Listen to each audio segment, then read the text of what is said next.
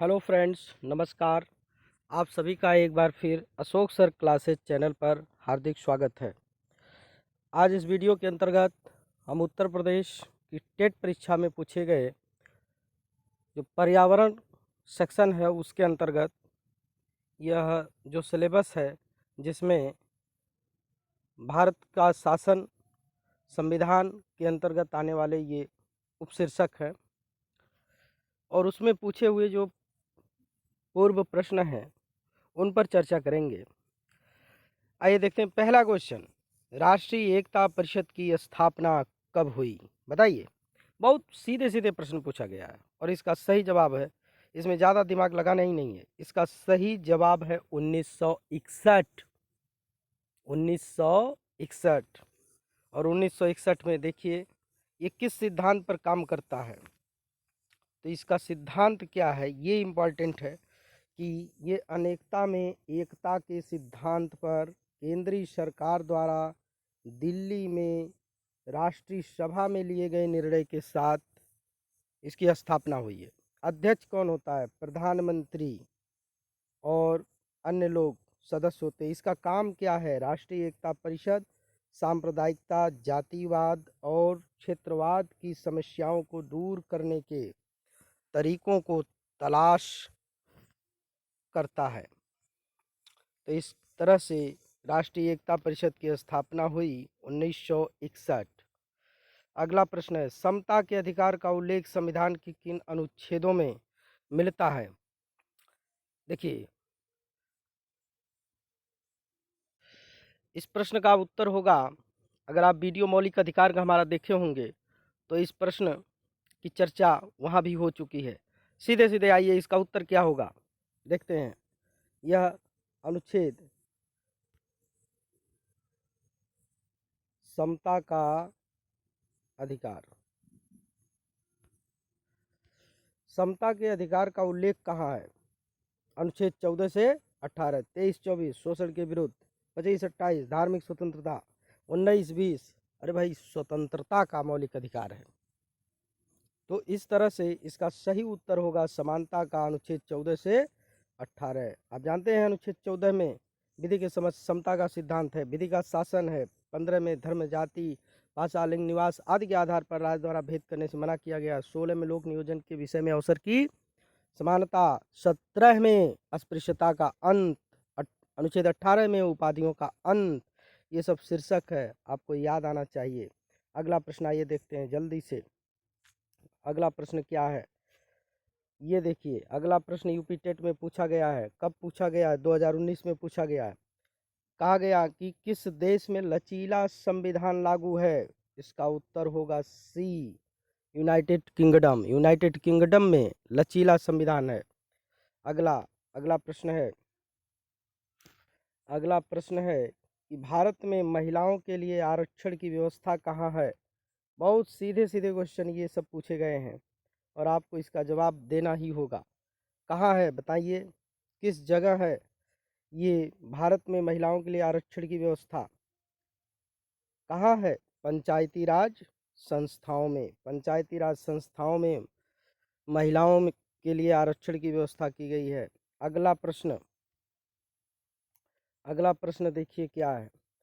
इसका पहले व्याख्या देख लीजिए क्या कहा गया इस व्याख्या में। भारत में महिलाओं के लिए आरक्षण की व्यवस्था पंचायती राज संस्थाओं में है और इस संस्था में यह व्यवस्था है कि आरक्षण के मसले पर महिलाओं के लिए उपलब्ध कुल सीटों की संख्या, अब इस सीट की संख्या में क्या शामिल है? इसमें वह संख्या भी शामिल है जिसके तहत अनुसूचित जाति एवं जनजाति की महिलाओं को आरक्षण दिया जाता है, 1/3 से कम न हो।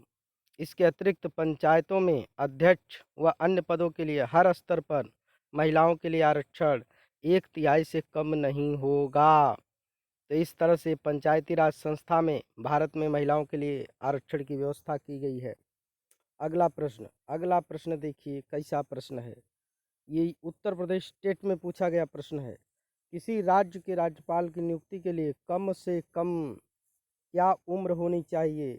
बता दीजिए। 35।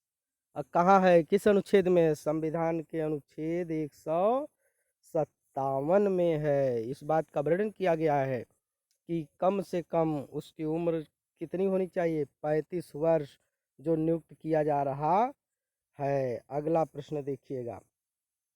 अगला प्रश्न संख्या 6, इसमें क्या पूछा गया है? इसमें मैचिंग करने के लिए पूछा गया है। प्रश्न संख्या 6 में मैचिंग क्या करना है? कह रहा है भारतीय संघ से कौन संबंधित है? तो बताइए ना कौन संबंधित है भारतीय संघ से संबंधित कौन है? भारतीय संघ से संबंध किसका है? प्रधानमंत्री का है। राज्य से संबंध राज्यपाल का है। और इस तरह से सरपंच का संबंध ग्राम पंचायत से है। और नगर निगम का संबंध मेयर से है। तो इसको ऐसे ही मैच करना है इस क्वेश्चन को। इसमें देखते हैं, इसका जो उत्तर है वो है बी, और व्याख्या भी इसी रूप में दिया हुआ है। प्रश्न कब पूछा गया है? यूपी टेट, देखिए यूपी टेट 2019, इसमें इस सवाल को पूछा गया।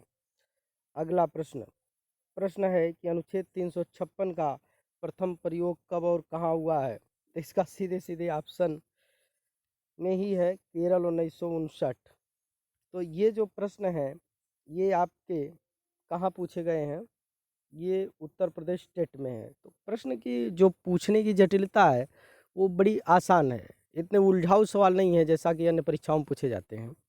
फिर भी आपके पाठ्यक्रम में जो बातें हैं उसको सीधे सीधे तो एक तो अनुच्छेद से आप जानिए, एक तो अर्हता क्या है ये जानिए, और दूसरी स्थिति ये है कि इसकी तैयारी करने के लिए आपको कक्षा 4, 5, 6, 7, 8 तक का जो नागरिक हिस्सा है, जो आपका इतिहास में आता है, नागरिक पोर्शन है, उसको कवर कर लीजिए और आपका पाठ्यक्रम पूरा हो जाएगा। वहाँ से आपको मदद मिल जाएगी। इसमें ज़्यादा भटकने की आवश्यकता नहीं है।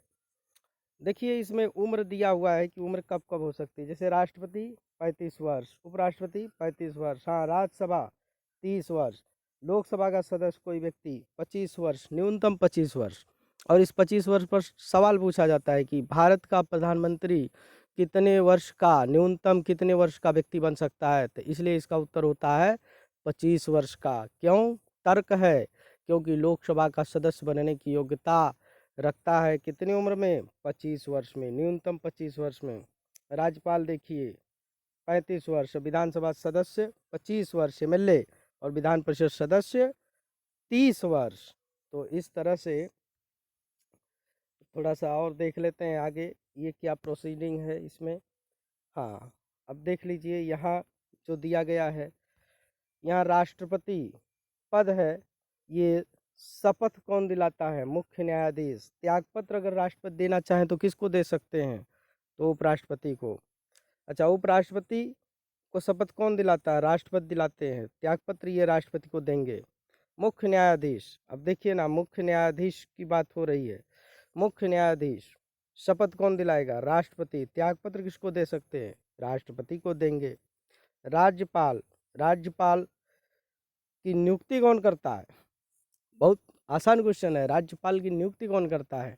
तो राज्यपाल की नियुक्ति चुनाव से होती है या राष्ट्रपति करते हैं? तो राज्यपाल की नियुक्ति राष्ट्रपति करते हैं। कितने समय तक के लिए? संविधान में उल्लेख नहीं है, बस एक शब्द रखा है, राष्ट्रपति के प्रसाद पर्यंत अपने पद पर बने रहेंगे। तो इस तरह से राज्यपाल को शपथ दिलाता है हाई कोर्ट का मुख्य न्यायाधीश। त्यागपत्र ये देते हैं किसको? राष्ट्रपति को। अगला है मुख्यमंत्री। ये देखिए मुख्यमंत्री की नियुक्ति कौन करता है? तो मुख्यमंत्री की नियुक्ति राज्यपाल, और त्यागपत्र ये मुख्यमंत्री अगर देना चाहें तो किसको देंगे? राज्यपाल को। हाँ, अगली बात देखिए, बहुत अच्छी बात लिखी गई है, और वो है लोकसभा का अध्यक्ष। कहा है लोकसभा का अध्यक्ष को बताइए। लोकसभा के अध्यक्ष का शपथ होता है? जी नहीं, सीधी सी बात है, लोकसभा के अध्यक्ष का शपथ नहीं होता है। क्यों? लोकसभा का अध्यक्ष सदस्य के रूप में शपथ लेता है, ना कि लोकसभा के अध्यक्ष के पद के रूप में। तो इस तरह से अगर ये लोकसभा का अध्यक्ष त्यागपत्र देना चाहे तो किसको दे सकता है? उपाध्यक्ष को दे सकता है।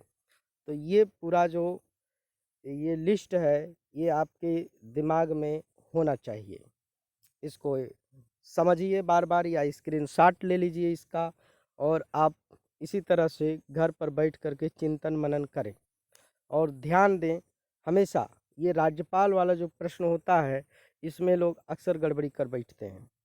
तो राज्यपाल, जिस राज्य का राज्यपाल जिसे नियुक्त किया गया है, उस राज्य में स्थित जो उच्च न्यायालय है, उस उच्च न्यायालय का मुख्य न्यायाधीश उसकी शपथ दिलाएगा, लेकिन नियुक्ति राष्ट्रपति करेगा।